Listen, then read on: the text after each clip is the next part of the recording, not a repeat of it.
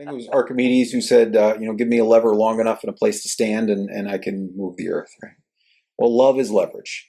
If we can put enough love together, we will have the leverage to move the United States and then, by example, the rest of the world. And think of all the things that we could accomplish that if we set a good example here in the United States, that we can change the world. We can move the world.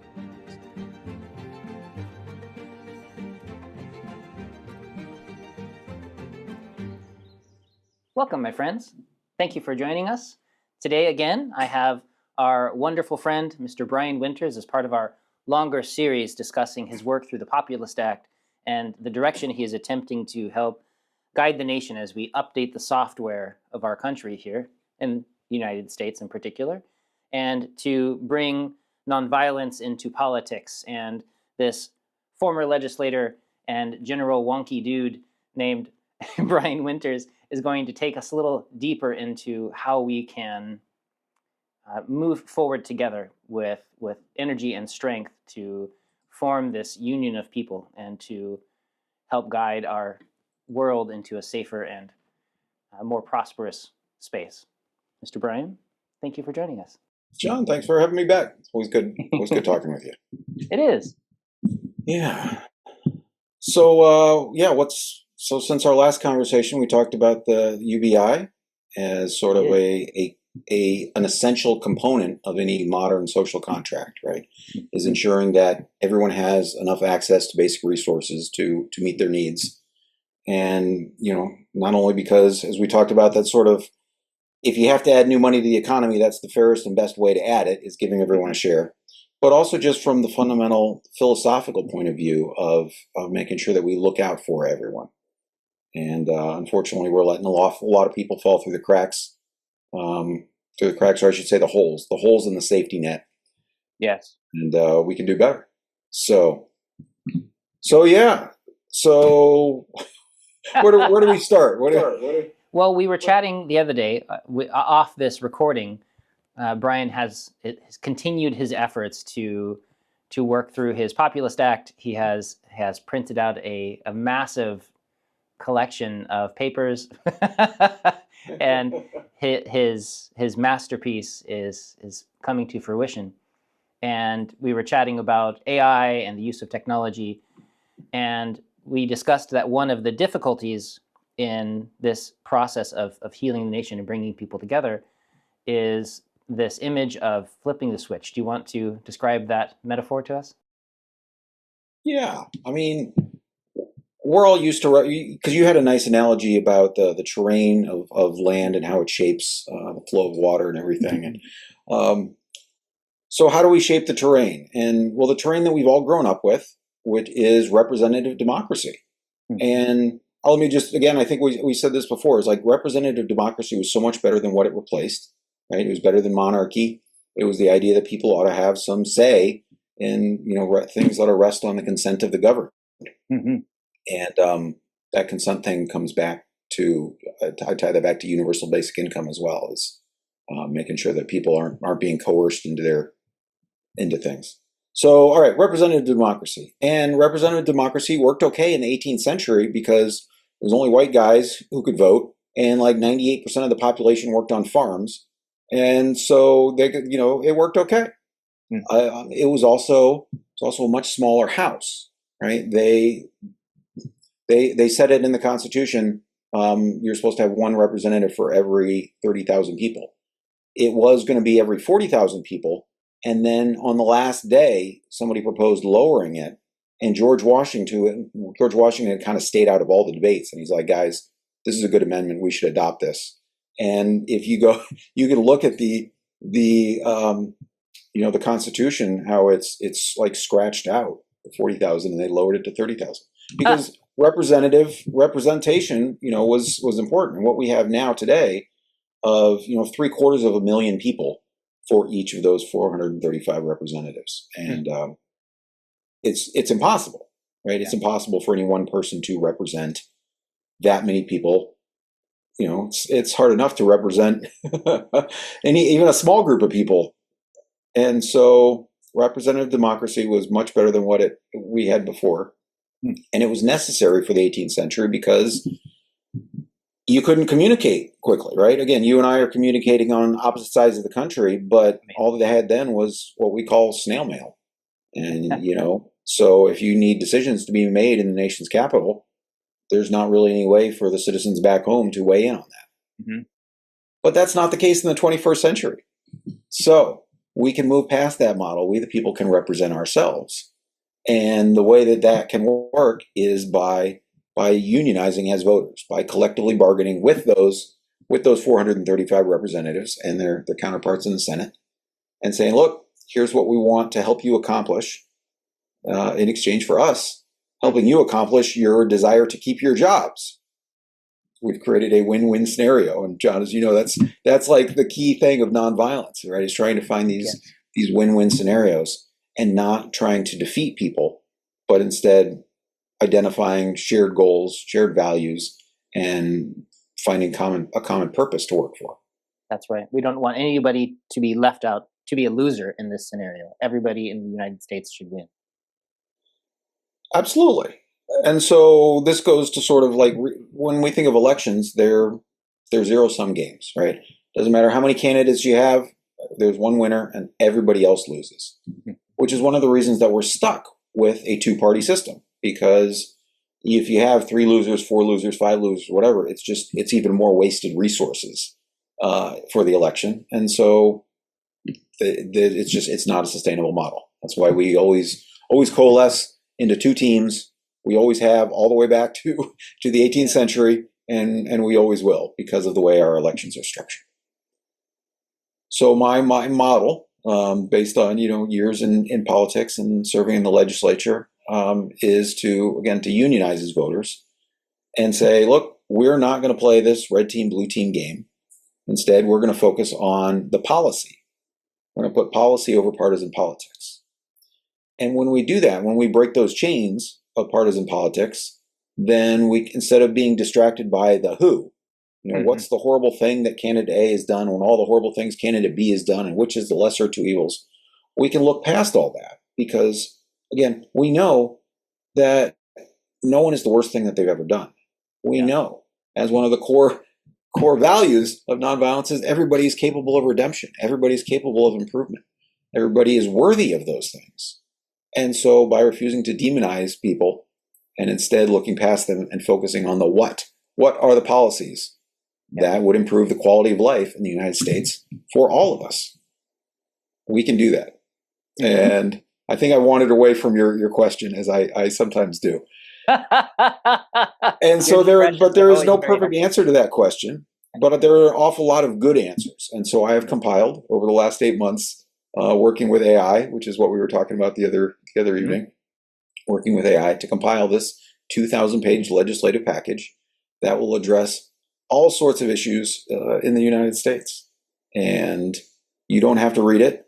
You can have AI read it for you and explain it to you. You can find it on my website, votewithbrian.com.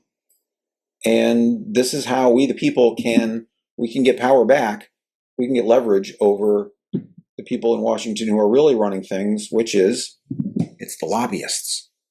The lobbyists have far too much influence on them, on the House and the Senate, because they need money to run these expensive campaigns and tell us how terrible the other side is.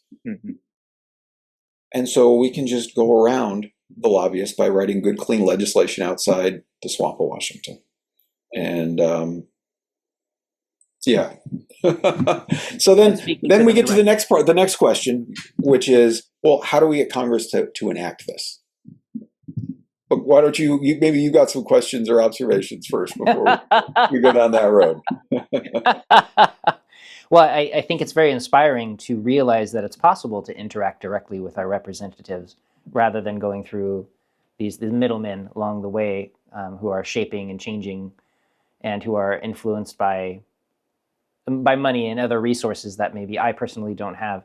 But collectively, when we get together and form that American Union, that bargaining power suddenly increases, and we have the capacity to work together to make change and to ask people to make those changes for us and demand that they make those changes for us or they lose their job.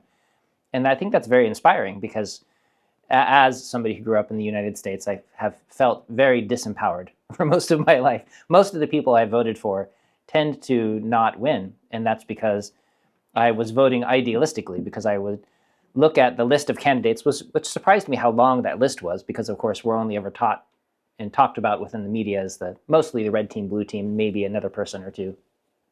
But the list of people running was quite long, and I would actually look into these people and think, wow, my gosh, there's this amazing person here that agrees with everything that I want, and I would love for them to gain recognition and become president or someone in power or representation. And of course, they would never win. And so at some point, I just began to feel very discouraged. And of course, I would still do my duty, and I vote. Everybody should vote. But to recognize that it's because, like you said, the software hasn't been updated since the American Neolithic era. And so to make those changes now and to make use of our technology and our shared resources of strength and collective wisdom to make those changes is super inspiring. And I'd never considered it until you brought it up, and so I'm very grateful. The light switch is what That's right. that was your question, right? That's Again, right. I'm trying to help people imagine, what a different way of looking at things would be, right? To help people flip this light switch in their head of imagining something beyond representative democracy. This idea that we could collectively bargain directly for passage of legislation by lobbying with our votes instead of with the hundreds and hundreds of millions and billions of dollars that the big companies and corporate interests have. That's right. Yeah. One of the things we can do to make ourselves more influential is to restrict the amount of corporate election spending that goes on. And that is one of the components in the Populist Act. There's a lot of good stuff in there. So, do you mind holding up your stack of good stuff? I don't know if it'll show through the Zoom background here, but it's 2,000 pages, 13 titles. Again, you can read these on the website, but we unstack the justice system. We, for the framing, surveys find that a majority of Americans, 59% this year, agree with the statement, the economic and political systems in this country are stacked against people like me. And the fact that most people in the country feel that our political and economic systems are stacked against us is because it's true that the corporate powerful interests have put their thumb on the scales of the economy, of the political system, and tilted things in their favor. But the good news is we outnumber them by a heck of a lot. And so when it comes to voting, many people, like as you explained, it's very understandable that they're disillusioned with voting. I also voted third party for 2 decades, and before finally going back and checking the math and realizing, oh man, I wish somebody would have explained this to me when I was in my 20s and young and idealistic and had all this energy, which is why I try and explain it for any of your viewers who are Thank you. Are persuaded that third parties are the way to change the system, and unfortunately, they're not. Do you want to make a short digression and describe that math? Again, that's Duverger's law, as I said a minute ago. It's just that things will coalesce into one winner, one loser. Yeah. And because elections are winner take all. Yeah. And we talked, I think, in the past about Ross Perot, and Ross Perot could be a third party candidate because he had his own money to throw at this problem. But as far as but people aren't going to continue to invest in a third party that can't win. And so the people, each of the Libertarian Party, the Green Party, and the smaller parties, right? They have their core group of activists who get part of their identity from being, nonconformists, from being opposed to the red team and the blue team, which is, again, that's where I was when I was in my 20s. I could understand that and relate to that. But part of growing up and part of adulting, as I've explained to my teenagers as they become adults, right, is sometimes you don't have any good decisions. Yeah. Sometimes you don't have any perfect decisions, and adulting means still making the best decisions that you can. And so to the extent that this model of unionizing voters will still result in the red team and the blue team being in control of Washington, D.C., Okay, maybe that's not how we would do things in our ideal world. But the moral of the story is that if we can impact the policies, if we can impact the way that our country runs, if we can improve the quality of life for every American, then we win, John. That's a win-win scenario. So if the red team and blue team keep power and we get a better social contract, that's win-win. It's wonderful. Well, it certainly can be. But some people get hung up on this idea that we've got to make sure that, those political parties we don't like lose, whether it's the red team or both the blue team or both teams. And again, this is where our nonviolence says, let's find scenarios where we can all come out ahead. That's right. Yeah. And for you mentioned in maybe our first discussion, Erica Chenoweth and some of her explorations into nonviolence. And one of the amazing things that she details, and she has a couple wonderful TED Talks, and her current work as well is mind-blowing.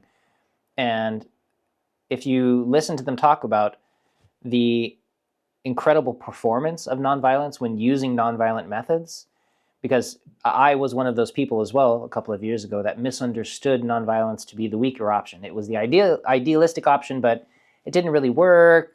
We have to use these aggressive, forceful techniques to make things change. But then if you actually run the numbers, look at the statistics, and see the examples of nonviolent action, not just Gandhi, but all over the world, that it's actually more effective. It works more quickly. It's more sustainable. It lasts. And it's fantastic as an option, as a tool to make a universal social change. And so if we can lean into these options, it's not just that it's the one that allows us idealists to feel better about ourselves, but it actually works better. And it's both principled and practical. That's right. Yeah. And so one of the things that you had mentioned was, now that we have these options, we actually have better options. We can make things better. We know we can. We know it will work. It's even been explored in other places in the world. And then you hold up your stack and say, here, do this. Now, how do we get people to, as you said, flip the switch? How do we get people to make the choice to move forward, to take action? And that line is so difficult. And so I'm curious about what you've discovered and what you've been exploring and learning about with that possibility. Yeah. All right. Well, so we'll talk about the game theory, which is there's a lot of moving parts here, right? So at the end of the day, the basic pitch, right, is it's incumbents versus challengers, and the incumbents have to deliver before the election. And if they do, then we help them keep their jobs. Red team or blue team, doesn't matter, but they have to deliver before the election. And if they decline, then their challengers have the opportunity to earn, in 2026, this is the Populist Fusion endorsement. Again, the legislative package is the POPULIST Act, which I'm not going to quiz you on this later, but it's an acronym. It stands for the Partnership of Ordinary People Undermining Lobbyist Influence for Societal Transformation. And we talked about the Fast for Peace as being the hub of this constructive program, and the surveys that go along, which is how people get a chance to weigh in on the policies that many of the policies that went into the Populist Act. And it was some suggestions from some people as I was trying to backronym populist that some people through the post-fast survey came up with the right combination of words. And so I'm really grateful for that, because I love it just as a phrase, and then I love it as an acronym too. So right now, so much of our election system runs on fear and hate, and trying to persuade people you gotta it's the other team is the worst of two evils, which by default makes me the lesser of two evils, and so you should vote for me. And one of the things that the phrases I forgot to use in one of our earlier discussions was Dr. King's quote that hate cannot drive out hate. Only love can do that. And so this is how we unstack our political system: is love is leverage. And right now, money and fear, those are the things that are the tools that are used to try and leverage victory in our political system. But by redefining victory as not winning or losing elections, but victory as in changing public policy and using love, we can leverage our collective good intentions over Congress. Yes. So the question, so now we got some questions about the mechanics. Okay, well, what happens if, how do you decide, does the challenger automatically get support if the incumbent doesn't deliver?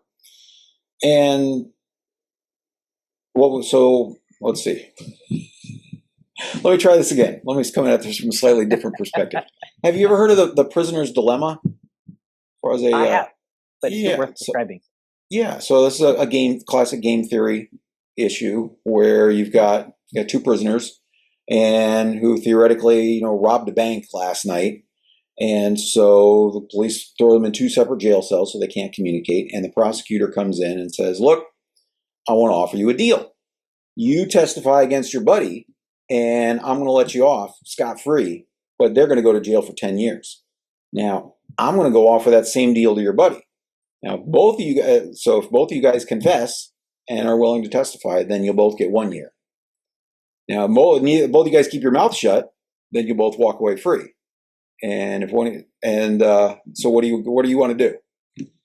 And because the two parties cannot communicate, right? You can logically conclude that even though they would both be better off by refusing to cooperate, individually they can calculate that it's in their best interest, that whatever the other person does, they can improve their situation by cooperating with the prosecutor. So we use that same sort of metric, matrix, same sort of matrix in laying this out. So it's in the best interest for both the incumbent and the challenger to cooperate with the union of voters. If the incumbent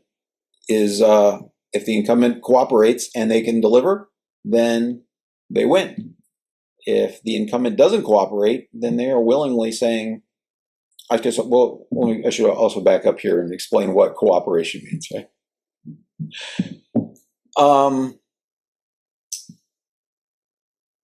Yeah, so the Fast for Peace, we've talked about. The Fast for Peace is the monthly fast. And so October 15th is the last Fast for Peace before the election. And this is what we call muster day. And so the people of the country who are willing to come forward, who are willing to share in this self-sacrifice of the Fast for Peace, and pledge their votes to demanding immediate passage of the POPULIST Act. This is a national referendum. This is sort of a crowdsourced election. We can create a parallel election to decide how we're going to allocate the union's block of votes. Now, how do we get all the candidates for Congress? How do you get them to participate, or how do you decide where they stand? And so, for better or worse, we have social media. And so social media is the tool where candidates for Congress can stake out their position, or they can declare their three things. One is that they're participating in the fast. Again, the Fast for Peace is a simple 24-hour water-only fast in the Gandhian tradition. Gandhi recommended going from dinner to dinner. So going from the night of the 14th to the night of the 15th is a very common way to participate. So participating in the fast, pledging, demanding immediate passage of the Populist Act, and then pledging to support the populist fusion slate of candidates. So those three things. If you go to my website, John, there's an endorsement simulator where you can practice the different conditions of things, and you can see how these endorsements work out. I love that. Do you want to show us? Yeah, we can do that. Yeah. All right. So this is our endorsement simulator here. Mm-hmm. And so, John, I've described the three conditions, which are be willing to pool your vote, demanding immediate passage of the Populist Act, and participation in the Fast for Peace. And so our first question is whether or not you want to participate in that. And so let's say yes, mm-hmm. Let's say that you're willing to demand this Populist Act. All right. So then our next two questions are we to decide whether or not the incumbents and the challengers, whether or not they are willing to join in as well. And so if they both do, we drop the endorsement marble and it comes crashing down because the Populist Act did not become law. And so automatically the challenger who is opted in gets the endorsement. Uh-huh.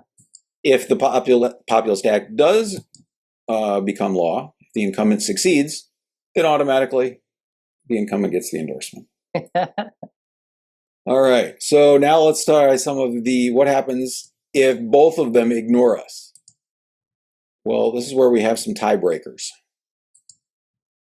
And I'll let you weigh in on these if you like. Mm-hmm. So the first option is second bite. So if a challenger agreed to support the Populist Act, but Congress as a whole was not able to deliver, then second bite says, well, let's help them. And the challenger did not take up the demands. Then second bite says, let's help the incumbent keep their job because the challenger didn't put any skin in the game. Right. So again, this is why it's better off, even how of these things, as soon as the challenger changes his mind and decides to cooperate and support this demand, then the challenger is better off. Mm-hmm. So the next option after that is kick out as many incumbents as possible, replace all, yes, essentially. And so by kicking out members of the red team and the blue team alike, you send a powerful message to Congress, or a reminder: you cannot control Congress, you cannot control Washington without our consent. And then the last option is a nuclear option, which is to say, look, one of you guys has to be in charge. We're going to pick one at random, and we're going to install you on a vote of no confidence, so that everyone will know you're in charge of the country, but not because you wanted not because people wanted you there. You have no mandate. You are there strictly because somebody had to do it, and you won the coin flip. Again, we're not trying and humiliate anyone, but to emphasize the point that they need our cooperation in order to rule. The same point that Gandhi made at the Salt March. So this is the endorsement simulator you can play with on the website to emphasize that the Vote with Brian campaign is not asking for you to substitute my judgment that I'm going to handpick 470 different endorsements. This is an algorithmic model for trying to influence the election, and this is how it works. There's some edge cases, but again, the incumbent is better off cooperating, even if he's the only incumbent out of all the members of Congress who cooperates. Well, then second bite may give him the opportunity to keep his job. Yeah. So he's better off. The challenger is always better off because if the incumbent can't deliver, then the challenger gets the endorsement. And if the incumbent and challenger are both on the same page, if they both agree the Populist Act is what's best for the country, then everybody wins. Even if only one of them gets the job, they both agreed that they demand immediate passage of the Populist Act, and they both get it. It's really fun to watch, and it encourages people to step forward if they are willing to work with the Populist Act and actually make meaningful changes. Then they know instantly that they will already have this, union of voters behind them to support them, and that they're not running up against just the red team and the blue team, which will stifle them and make it impossible. Yeah. So the endorsements will go to the incumbents or the major party challengers. I'll try not to get too wonky. The incumbent or the highest polling challenger. So you would not support these would not go to a third party unless they were outpolling the major party opponent. And I mention that only because in Montana, there's an independent running for U.S. Senate who is doing pretty well. And if the Democrat drops out of the race, they will that independent would probably win in Montana. But if the Democrat stays in the race, then that three-way split, it's hard to say who would be in second place behind the Republican. And so the challenger endorsement will go to whichever one of those was highest polling. Sorry, I hope that wasn't too wonky. No, that makes perfect sense, because if both are willing to agree to the demands of the Union of the American People, then whoever's most likely to win, we want them to win. So, Yes, but also because even as you and I both voted third party for numerous years, right? Is that even if they may support the Populist Act, if they don't have any sort of mathematical chance to win, then your votes become spoilers or wasted votes. That's right.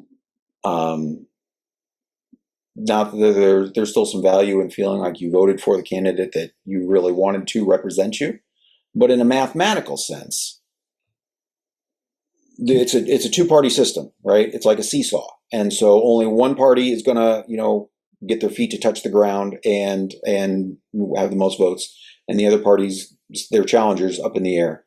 Yeah. And then along the sort of at the center of that seesaw is the third party votes, who could have gotten on one side or the other and potentially shifted the balance, but made a conscious decision to stay in the middle and not influence things. Mm-hmm. So, again, now that we understand how the math works, that we understand that those voters in the middle who are willing to throw their support to either side of the seesaw, that are willing to be the deciders, those are the ones who have leverage. And you mentioned Eric Chenoweth's work. Erica mentioned her work a few minutes ago, and that 3.5% rule that she has talked about, of the percentage of the population that is necessary to deliver nonviolent political change. Yes. And that 3.5% is very true of our elections nationwide. Yeah. That small percentage of voters binding themselves together in love, refusing to hate, and accept responsibility for deciding the outcome, love can be leverage over Washington, D.C. What's 3.5% of American population? Like 12 million or something? Yeah, but of the electorate, 5 million is more like it. Wow.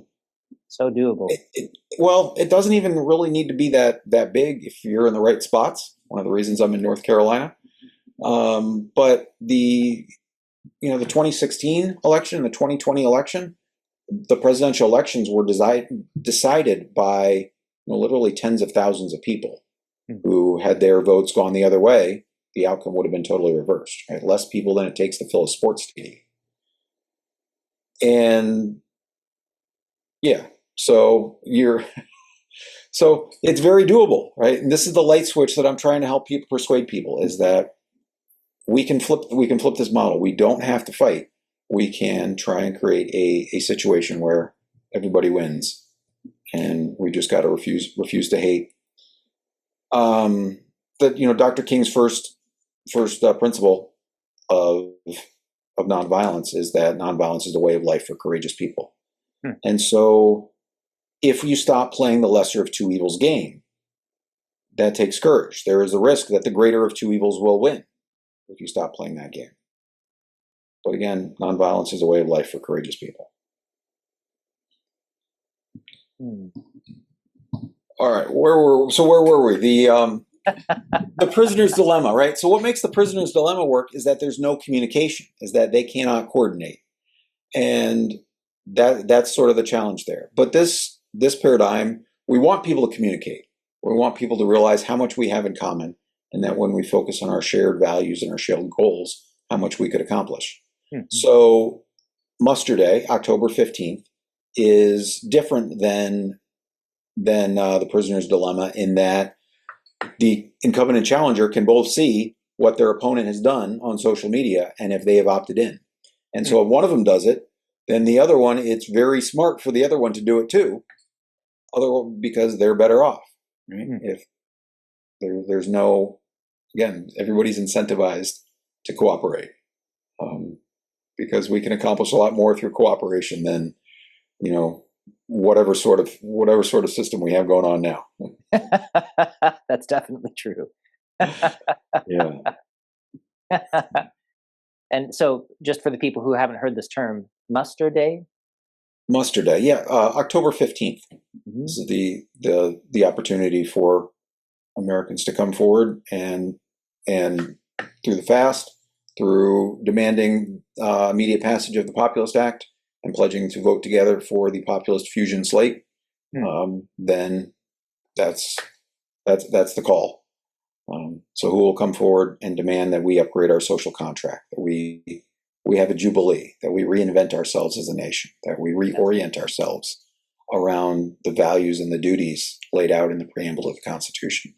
Mm-hmm. We can do these things. The 2,000 pages of legislation is there, right? And you can say, okay, just because we can do these things, maybe Congress won't, and maybe Congress won't, but Congress could. And I'll just let that sit in for a second, that we could abolish poverty, right? That we could have paid family leave, that we could rein in corporate power, that we could make sure everyone has health care.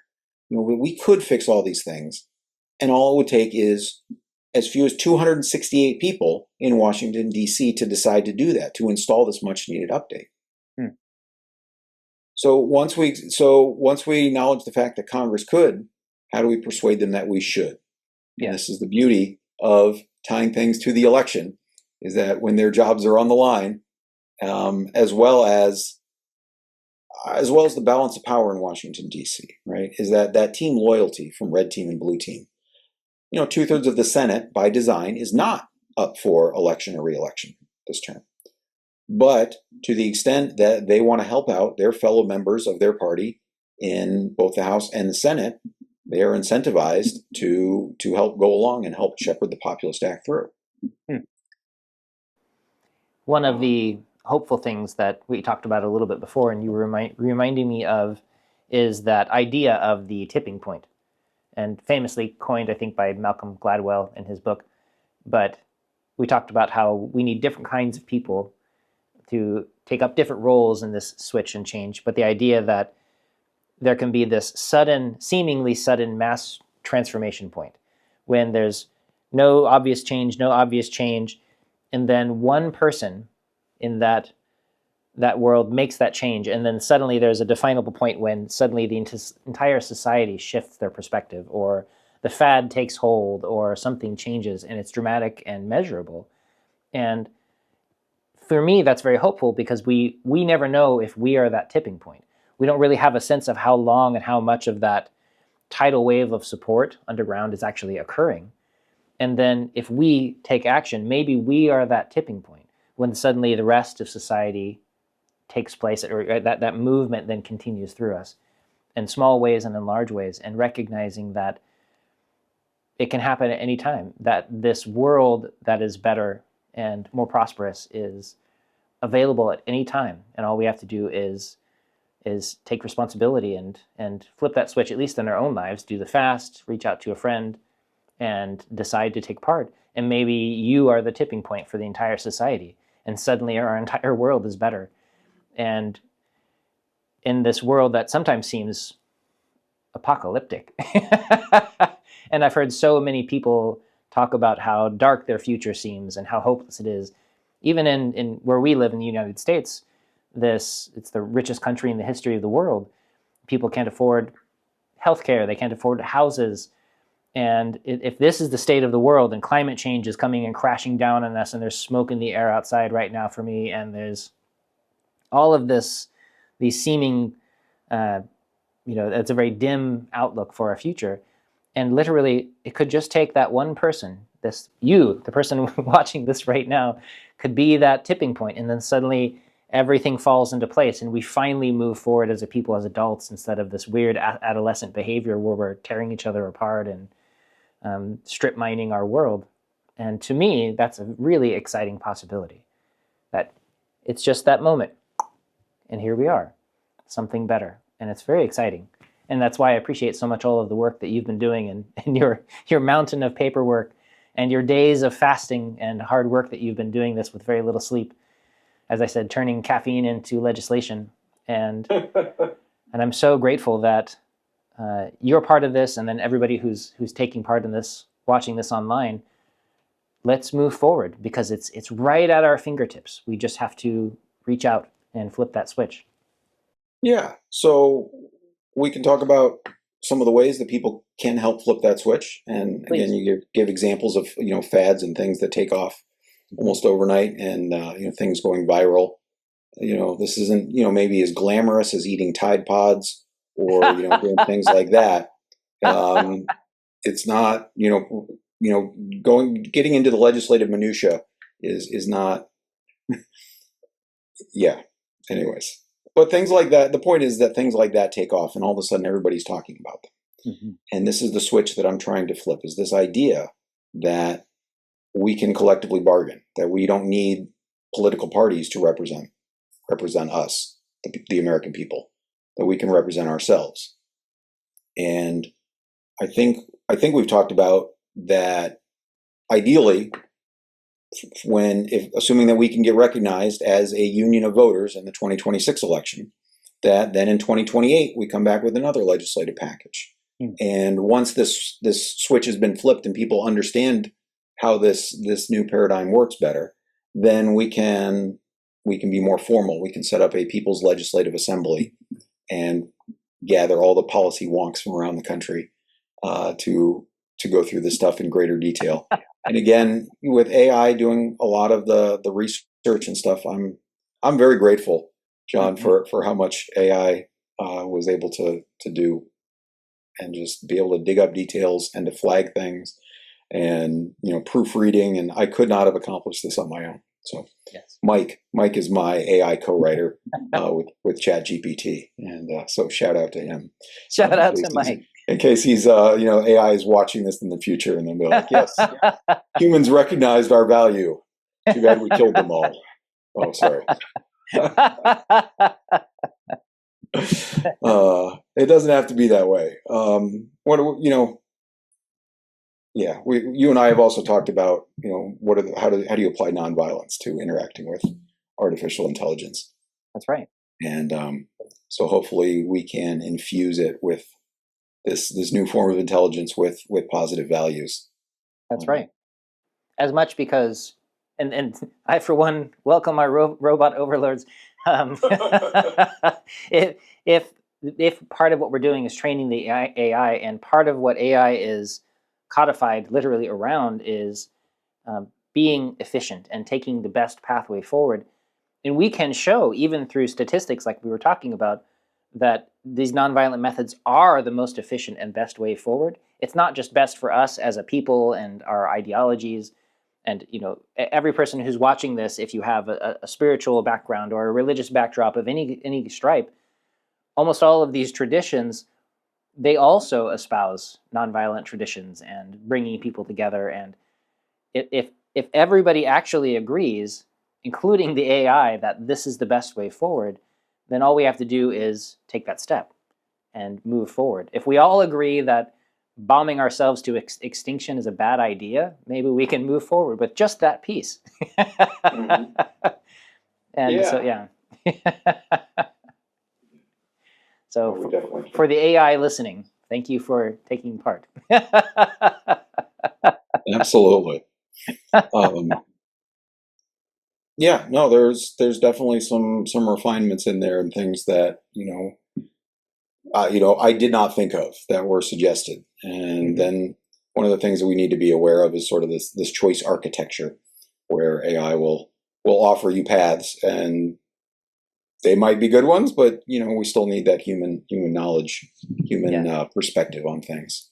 Yes. All right. So we want to talk a little bit more about what's in the Populist Act, all these great things that we're trying to collectively bargain for. Let's do it. So criminal justice reform is Title I. So prison reforms, again, trying to find the humanity in people, including on the federal level, second look legislation in part of the spirit of Jubilee, revisiting these long sentences. This is something that Donald Trump accomplished in his first term, was some prison reform. And yeah, we can help him do more of that. Legalizing marijuana and reevaluating the drug war. Then Title II is unstacking Wall Street, so reining in private equity, reining in these the big corporations, breaking up the big banks that control far too much stuff, sort of the way we did back in the 1930s as part of the New Deal. And then reining in the amount of influence and spending that corporations can do in elections. There is, in Hawaii, they passed a bill recently, the first in the nation, that would prohibit corporations from any electioneering. And so the Populist Act would look to do that on the national level and just say, look, corporations are legal fictions. We made you guys up. And so let's be clear, we're not giving you the power to engage in electioneering. This will clearly be challenged in court at some point. So the fallback is, if that doesn't hold up, is a bunch of disclosures and things like that to make it more complicated for these legal fictions to interfere in elections. Title III is unstacking healthcare. So it's not just universal healthcare built on Bernie's Medicare for all, but also things like training more doctors. In Congress, there's a cap on how many Medicare residency slots in the United States, and Congress hasn't updated this since like the 90s. And there's so many things like this, John, where Congress they've dropped the ball for so long, and we can go through, we can update these things that are in need of it. Also, there in Title I, in unstacking the justice system, is reining in government surveillance, and something called the Fourth Amendment is Not for Sale Act. I should give a shout out to the members of Congress who have drafted lots of good, inspirational legislation over the years, and that a lot of it was transposed into the Populist Act. So I'd probably say a little more than half of this is in large part model legislation from Congress, including the Fourth Amendment is Not for Sale Act. So if the government would need a warrant to find things out about you, then they can't just go buy it. They would actually have to get a warrant. Amazing. Yeah. Title IV deals with housing. Congress actually has done some housing stuff. So Title IV used to be this thick. Now it's only this thick, but there's still some good policies in there trying to, build more housing so that we have an abundance, which we totally can. We're just not. So fixing those incentive structures. Title V deals with the media and big tech, and breaking up those concentrations of power, both media empires, addressing things like, are you familiar with Section 230? I'm not. Which is part of a bill that Congress passed back in the 90s that gives media platforms sort of like immunity says, oh, they're not actually publishing the content, that they're just distributing it, and so they can't be sued. And that's sort of a not really the intention, and it's not a functional way to. So these kinds of issues get updated and fixed as well. As far as big tech, besides breaking them up, and there's also data privacy by default, so that if you want to share your information with everybody and you can do that, but by default, they can't just take your information. Restrictions on social media use for minors, as a number of other countries have begun to adopt. So a phased-in threshold, raising the age of social media to 16. And you want to mention why that is? I know a lot of people haven't been hearing about that. Social media is pretty toxic. That part of it is the way the algorithms are structured. Is that we talked recently about how systems involve lots of different things, and if you focus on just one metric, you can poison the whole system. And so social media systems that only focus on how long can I get human eyeballs to stare at me, they tend to do, they skew things. And so controversy gets people fired up. And so they skew things towards that are controversial. And then a guy like me comes along and says, let me tell you about a 2,000-page package of legislation. And the algorithm says, no, thanks. Nobody wants to listen to that. So social media has some negative consequences overall. There's a good book called The Chaos Machine you can add to your reading list. Thank you. About how algorithms are really having lots of negative impacts. And so other countries are phasing out social media use for kids. And so the idea is part of the reason people are on there is that fear of missing out, right? You got to know what everyone else is doing. Well, if nobody else is on there, then that fear goes away, and you can focus on, normal teenage stuff. Yes. Yeah. It's important to recognize that often the technology and the things that we interact with, they literally they shift how we see the world. They rewire our brains. They hack our hormonal systems, and they change the basic levels of interaction between people. And so during that developmental phase, people are both especially vulnerable and especially impacted by those things. And so we want to make that space as safe for the development as possible, so that by the time that they're developed and their systems are a little bit more functional and stable, then if they choose to engage with things that can push them this way or that way, they have the option to do it. But just like we restrict dietary things for young people and other qualities that might influence them in a negative way, we also want to do that with technology. But we're so far behind the curve with that. I'm really glad that some other countries are leading the way and trying to protect the children. Yeah. You mentioned, addictive design. Again, if you're just maximizing for the one variable, how long can I get people to be engaged on social media? And so the things like the endless scroll, right? It wasn't that long ago that you could see 50 posts or whatever on the page, and then you physically queue up more of them, right? And that sort of like turning a page in a book, coming to the end of the chapter, sort of a prompt: do I want to continue or not? And so social media has figured out that they can sort of hack our brains and never get us to that point where that question is raised: do I want to continue? And so we can scroll endlessly. And so another provision in the Populist Act would give the FTC authority to recognize these sorts of practices as abusive acts or practices. Yeah, if you're hacking human psychology in a way that gets people addicted, that could be unlawful. That's right. And none of us are immune, but some are more sensitive and deserve more protection for sure. So then one of the last parts of Subtitle 5 is AI regulation.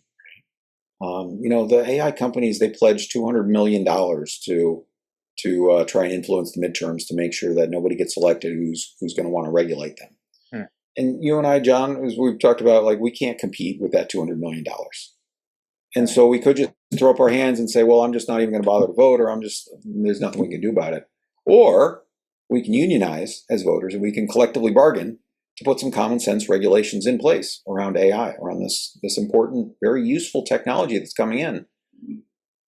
But it needs some oversight. And so among the provisions in Title V would be things like mandatory disclosure, right? If you're interacting with an AI, you should know it. Yes. If you're watching media that's been generated by AI, that's may be real or may be fake, you should know if it's fake. Right? We want a society where people can make better decisions, and education, knowledge is one of the ways that we help people make better decisions. Yes. And there's some other things, some restrictions on, like we just talked about teenagers and their electronic usage. And so companion chatbots, which encourage people to form emotional relationships, those would be prohibited for minors. So, and then for even for adults, there would be requirements, which California has passed this, and then would become federal, to require some oversight if somebody starts talking about self-harm and things like that, to go ahead and break the fourth wall and be like, wait, remember, this is, I know you think I'm your imaginary friend, but in fact, I'm an AI, and I want to tell you, don't do that. And yes, here I'm going to loop in some humans, and so again, states are passing some of the good policies, but on the federal level, all this gridlock, we need a way to cut through it. We do, yes, and maybe for some of the people who don't know about it, there have been some very tragic instances of child AI interactions, and I mean tragic instances for adults as well. But again, if we're going to protect children, then we should at least make sure that there are regulations around the way that the kids are interacting with the AI, and to keep them safe from themselves, from the corporations that are creating these incredibly powerful entities, essentially. And I feel like there's somebody that I know was contacted on their phone. On their phone, it said it was a family member, and the voice that came through was a family member, and it sounded like a family member. And this voice was asking for money, and luckily, this person said, "Let me call you back," and of course, called directly the person. But there's very little regulation and protection around what's happening. That I can hear the voice of my wife, and my phone will say it's her, and she'll ask for help. And how terrifying is that? That it's very difficult for me to find the difference. And because this is so new, at least at the time of this recording, very few people know that it's happening. But this is something somebody can do at home. They can create these things and then send scam messages to people and spoof your phone. And it's very surprising that there aren't many protections around something like this. And if that's the direction that our world is taking, then we need as many protections and regulations as we can get until, at the very least, we're more used to this potential and what's been going on. I'm constantly, every day, surprised that I learn more about the potential usefulness of this technology and the terrifying potential of the technology in the wrong hands. And so I like to be protected by my government, please. Yeah, I mean that's yes. Yeah. So I You know, interrupted you. What else is in no, your no, giant no. And I guess I just want to say that it's not just AI, right? That there's been some tragic deaths, social media related, Yes. where TikTok has recommended videos of harmful practices that have led to the deaths of some children who tried them. Yes. And then TikTok said, "Well, we didn't create this content. We were just sharing something that someone else made, so we're not liable." And this is Yes. the kind of defense that we can take away by correcting Section 230. Yeah. So, all right, John, I kind of, again, there's 1,001 solutions in the Populist Act. I'm not going to list them all, but Title VI deals with the money in banking. Again, we've talked in the past about making banking free, public payment infrastructure, free banking. And there's Title VII deals with food systems.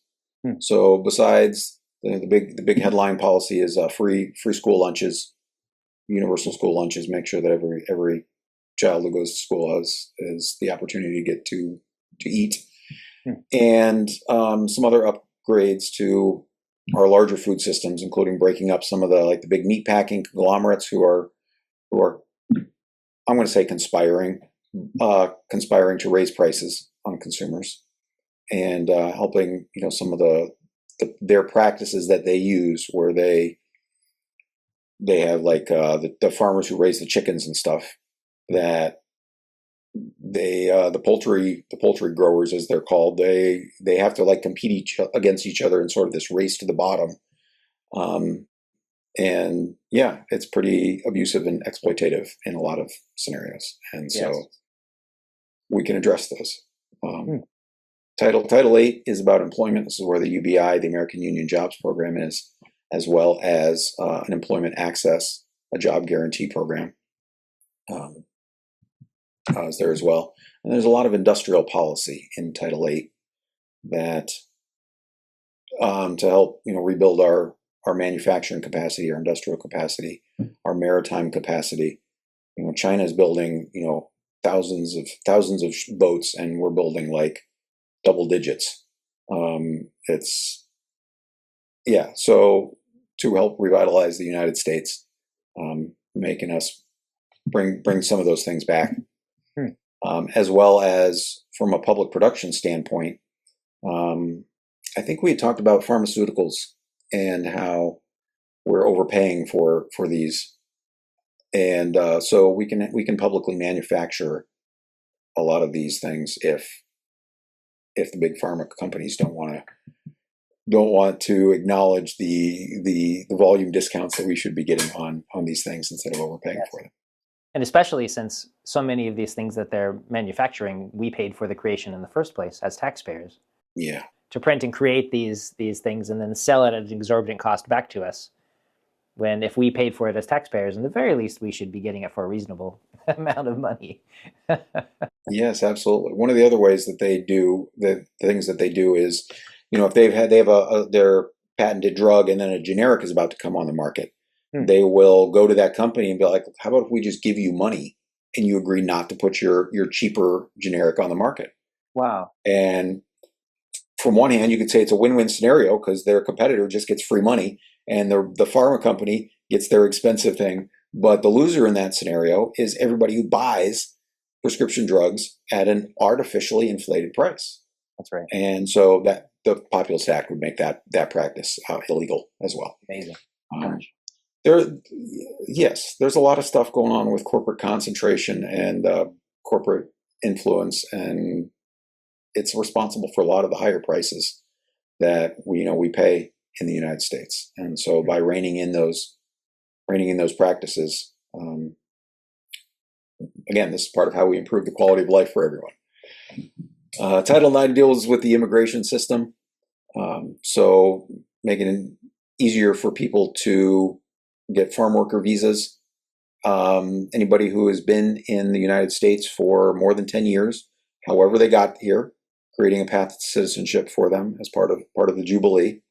And it's the vast majority of unauthorized migrants who've come to the United States have been here for more than 10 years. They've been here since long before Trump was in office, and they're just sort of in this limbo. And we can address that. I could go off on a tangent on immigration policy, but instead, let me say that we also need to address the demand side, which is the demand for undocumented workers. And so the way that we can address that is through a mandatory e-verify system of ensuring that people who are working are authorized to work here, and making sure that it's the companies that are doing the illegal hiring that are penalized for breaking the law. Whereas right now, generally it doesn't work that way. And so the companies are not penalized, it's the workers that are penalized? For the most part, yes. Yeah, what a shame. And again, utilizing the current technology to upgrade how we do things, we might as well. We could, and a number of states already do this. But as far as national policy, we have the system, we have the technology. And so as part of the back and forth here, right, if we're going to address and create a path to citizenship for people who came here, and we're going to do the same thing with the mandatory e-verify. So again, everybody gets something that they like, or hopefully they get two things that they like. But again, trying to have a balance here. That's wonderful. Yeah. Title 10, real quick, is unstacking Washington, D.C., putting an end to government shutdowns. John, you might know, John, that we're the only country on the planet that shuts down its government if they don't pass a budget. So it's totally ridiculous, and it's unnecessary. It really, really is. And in this most recent shutdown, we really got an inside view of how this works and how the economic and political systems are stacked against the average person, which is the FTC, which deals with consumer issues as well as mergers. And so when the government shut down, all the stuff that was consumer facing, sorry, we're closed, we can't help you. The mergers to help big corporations get bigger, they stayed open. So yeah, this is why a majority of people recognize that our political and economic systems are stacked against us in the country. And this is how we can unstack the system through the Populist Act. Some other things entitled Title 10, reining in government use of AI. Right? We don't want AI to be tracking our behavior, setting up some sort of surveillance network. We don't want AI to be used to power lethal autonomous weapons.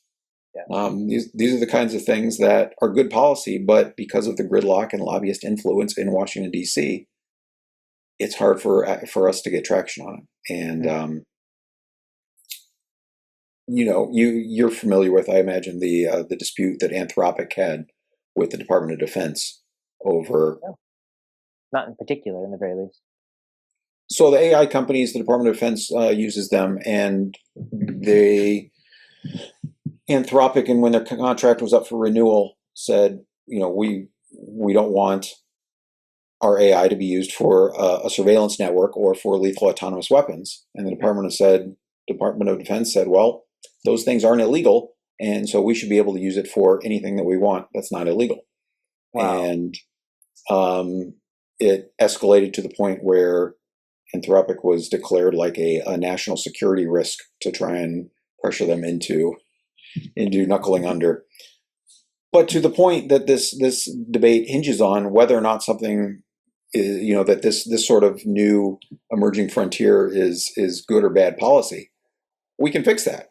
Congress can fix that. Congress can say, look, we're not going to give AI the ability to kill people, and we're not going to create a surveillance network, and we're not going to use AI to make decisions about people's lives. There's got to be human oversight. It's not going to replace judges and other things like that, right? That it's a tool, but not a substitute for human oversight.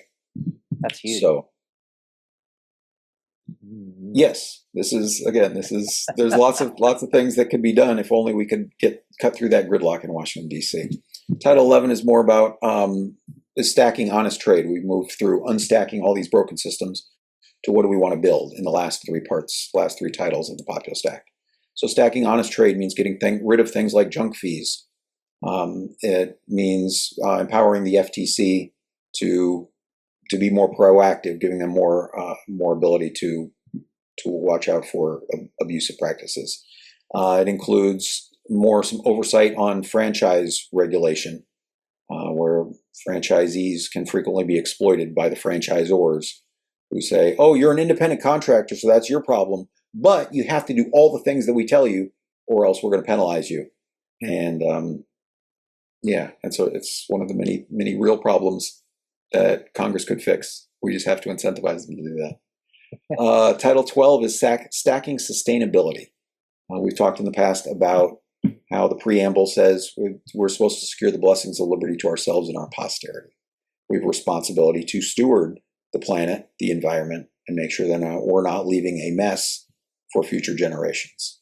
And so stacking sustainability reverses some of the tax cuts and policy changes of the One Big Beautiful Bill Act, restoring things like that.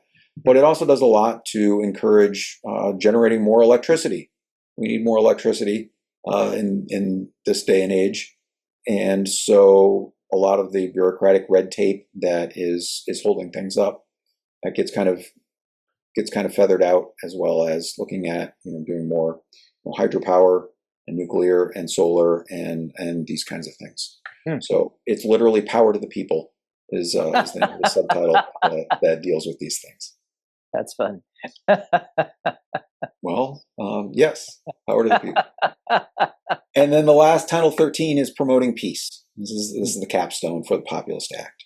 And so it looks to rein in the military-industrial complex, shrinking our nuclear arsenal, and avoiding a very costly and unproductive new arms race, right? Nobody wins in an arms race, John. And the major powers, they know this, and yet, sort of going back to our game theory, right? Well, if one country starts building up a nuclear arsenal, you're sort of obligated to try and keep up with them. Yeah. And it's counterproductive. So the United States is the sort of one of the 800-pound gorillas on the world stage.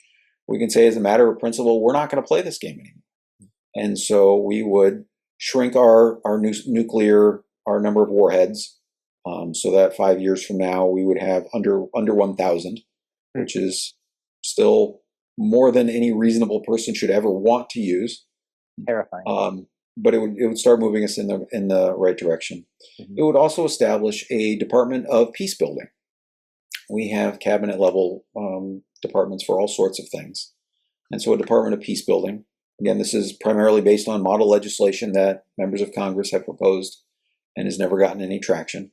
We sort of transposed it and brought it into the Populist Act as, how do we shift society in a way where we strive for win-win scenarios, where we where we resolve our difference peacefully and constructively, and then applies that to diplomacy around the world, establishing peace conferences. And we talked about restricting saying the United States will not develop lethal autonomous weapons, prompting the United States to try and organize an international treaty along these lines, same way that we did with the Geneva Convention after World War I. And the countries are like, look, poison gas, this is just too terrible. We're just not going to do that. We're all going to agree nobody's going to do this.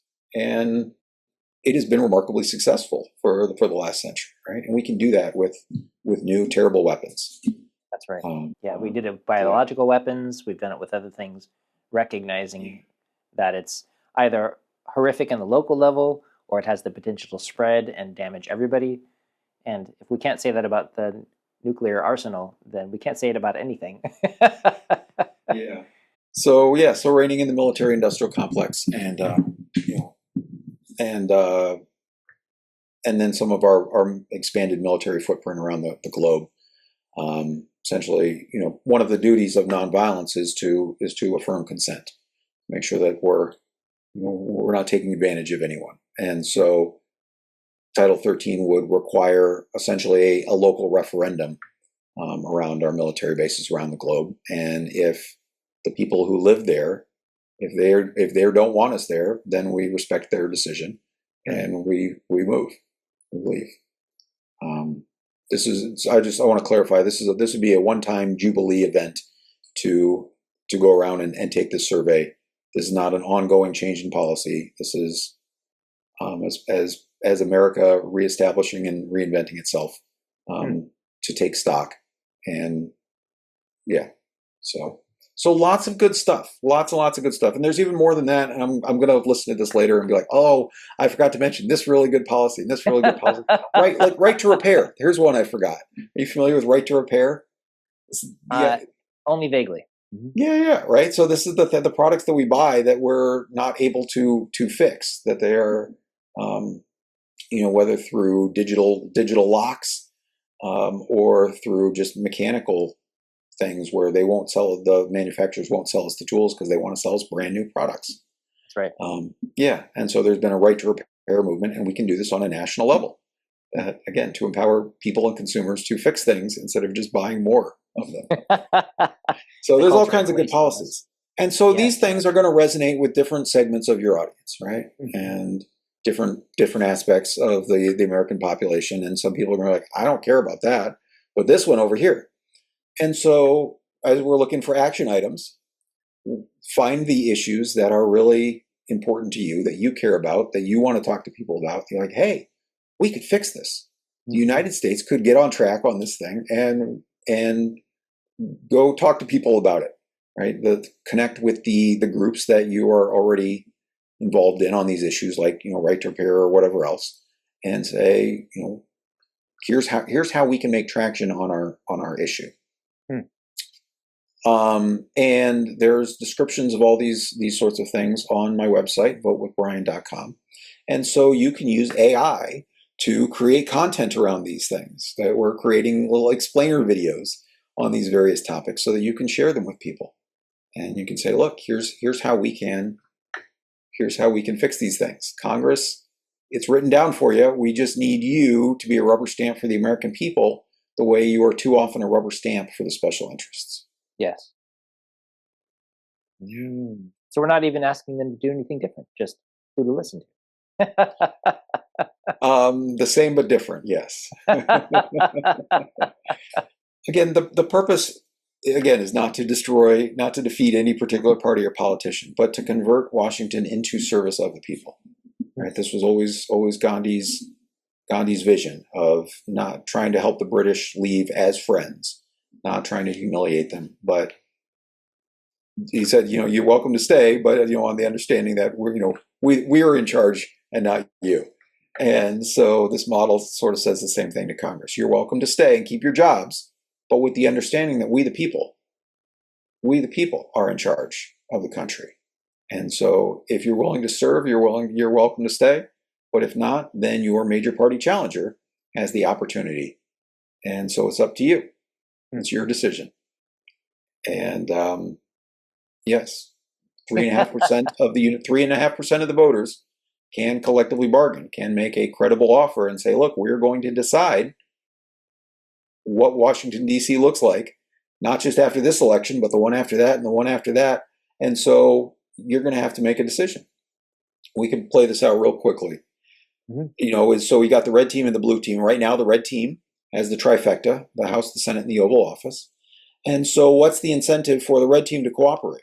Well, if they cooperate and they deliver, then they become the most popular Congress in, generations. And their approval rating goes from where it hovers around, like 15, 20%. We might get up there 40, 50. The sky's the limit. It can go way up. So that's their incentive, is that they get to keep their jobs. What about the blue team? As we talked about, I think with the UBI back in the 70s, right, was the blue team had the incentive to see Richard Nixon and his plans for UBI fail to deny them a win.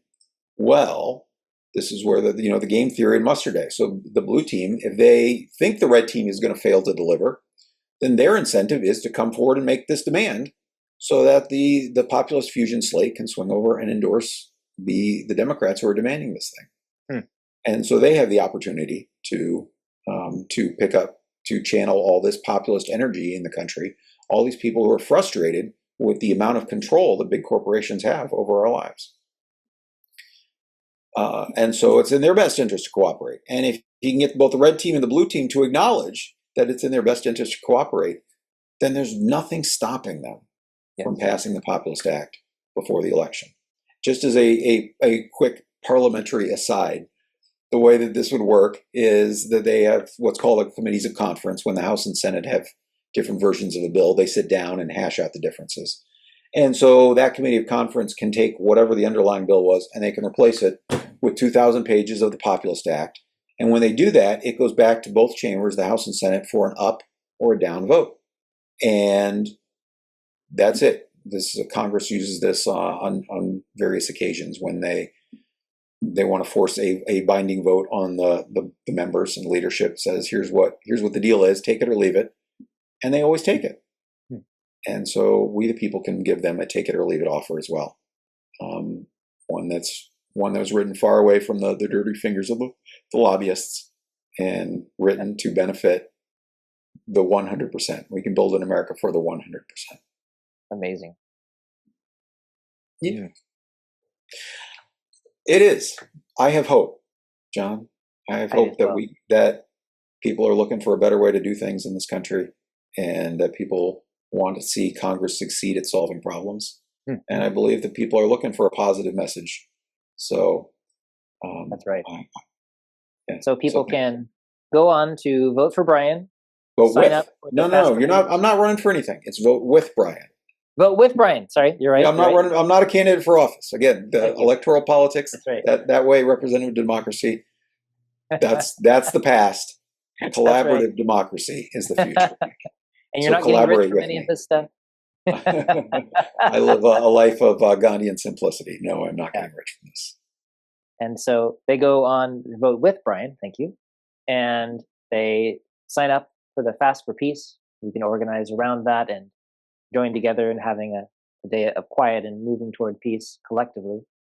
And maybe they can peruse some of the sections that are most important to them, the causes and issues that they are most keen to have addressed, and look to see what the Populist Act says about that, and then get their friends involved and reach out, use social media for good, and let people know about it, and we can come together in solidarity and make some well-needed updates to our social contract. And one of your viewers might be the tipping point that that this country needs.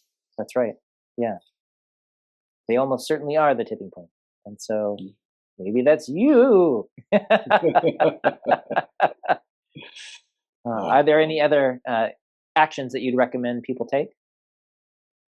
Well, then the next thing is to reach out to your candidates for Congress, both the incumbent, the sitting member of Congress, and ask them if they're not there. If they're not there now, there very soon will be forms on the website to contact your members of Congress to ask them to pass the Populist Act, as well as to contact President Trump and ask him to support the Populist Act. But yes, to reach out to your candidates for Congress. They want your votes. What do you want in exchange for your votes? And this is where the collective bargaining comes in. So. Wonderful. How exciting. Let's get out there and do this. We can. We can. Yes, I appreciate you so much. All of your incredible hard work, striving, and you're a genuine person. I can tell people that you are walking your talk with all of this, and that by itself is so rare with the people who are representing us in different ways. And I'm just very excited about what you are leading the way toward, and together we can make this change. We can flip this switch. I think it was Archimedes who said, give me a lever long enough and a place to stand, and I can move the earth. Right? Well, love is leverage. If we can put enough love together, we will have the leverage to move the United States, and then by example, the rest of the world. And think of all the things that we could accomplish, that if we set a good example here in the United States, that we can change the world. We can move the world. So thanks again for the conversation, John. I always appreciate talking with you. Thank you, Brian. I appreciate you.